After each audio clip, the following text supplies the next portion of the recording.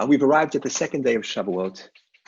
It is the conclusion of a whole cycle, which started with Passover and counting for 7 weeks, and now the culmination at Sinai.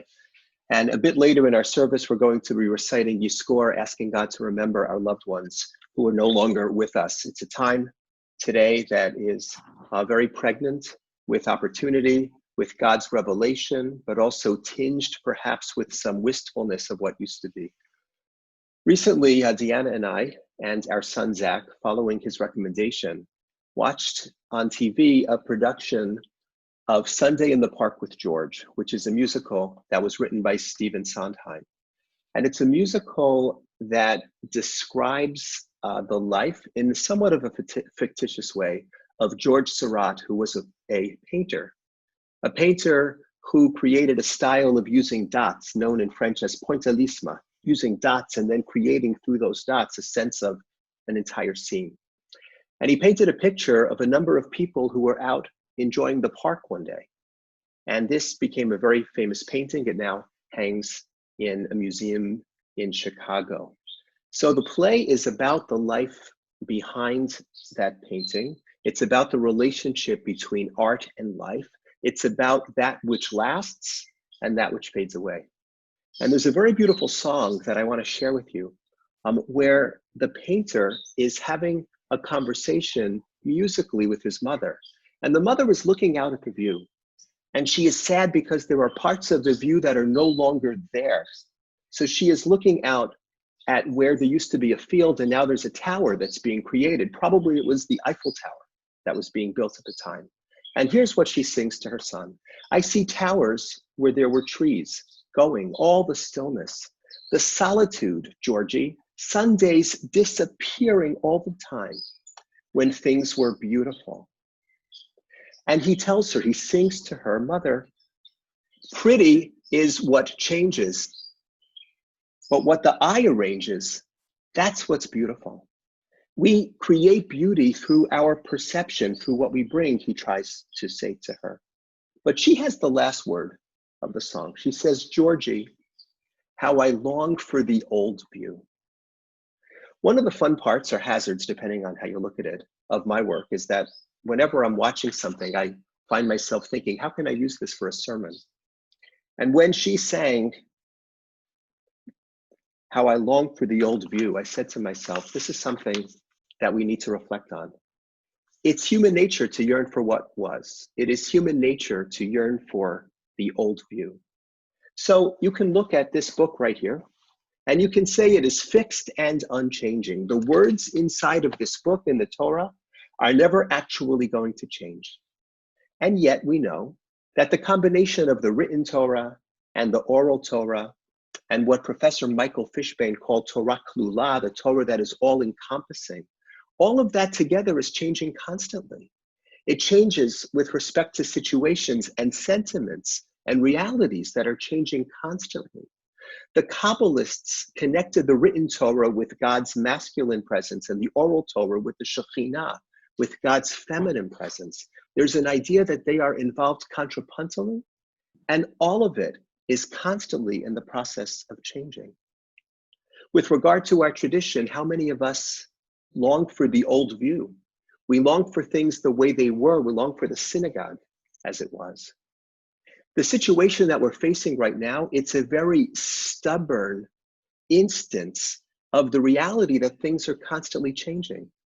Everything is always changing, but sometimes the changes are incremental.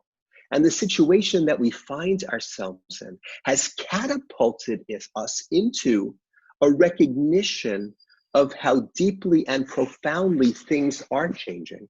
The changes that this situation has brought and the changes that will result from this situation, it's very hard to ignore. To some degree, we all are yearning for the old view. We want things to get back to the way that they were. But what will that be exactly? What will we get back to exactly? And honestly, what should we get back to exactly? Some of the changes that we are making in response to this whole situation as a society, as families, as religious institutions, some will be felt as unwelcome intrusions, But some of the changes, honestly, are improvements that we probably should have made a long time ago. We may long for the old view, and that's okay. We can honor the old view. We can maintain elements of the old view. We can admit to feelings of sadness and wistfulness and longing that the changes that have been imposed on us and the changes that we will choose might impose. But we can't, and we should not keep things frozen any more than the scene at a park in Paris could have remained exactly what it was when an artist painted it over 100 years ago. The only constant in life is change. Those words are attributed to Heraclitus, Greek philosopher, 6th century BCE. The view is constantly changing. There are many views that I yearn for. I yearn for the view of the Seder table in the home where I grew up in Fair Lawn, New Jersey, circa 1970, whatever. My mother prepared a beautiful Seder. She made it look easy. We know how not easy it is. My father would lead the Seder and he would ask questions about God and about the angels. And why did this happen? And why did that not happen? I long for that view. And I know that it's no longer the 70s, but I'll tell you, it would be nice to have them as part of today's view. It would be nice to have them sitting around our Seder table today and enjoying their grandsons and appreciating the intergenerational flow of insight and personality and even idiosyncrasy. Of course, I'm not the only one who thinks this way. I'm sure that you have found yourself yearning for a view that is no longer here. And I imagine that you have found yourself yearning that you could take people from certain prior views and superimpose them onto the view today. Like they said in Star Trek, beam me up, Scotty. Let's just take all the people that we wish could be with us now and beam them up so that we could all be together, so that we can say to each other, literally and metaphorically, pass the charoset, pass the maror. Even the maror would not taste as bitter if we were all able to share it together. There is a collection of midrashim called Midrash Tanchuma. And in that collection of midrashim, the following statement is made. When God wanted to reveal God's Shekhinah, God's embracing presence to Israel, God did not do it all at once because the people could not withstand it. So what did God do? God revealed God's presence kim'ah, kim'ah, a little bit at a time. In this understanding, the view of reality is constantly changing because God is constantly revealing new things. There are things that were missing at the Seder in the 1970s that are at the Seder today, literally and metaphorically. Things are revealed a little bit at a time.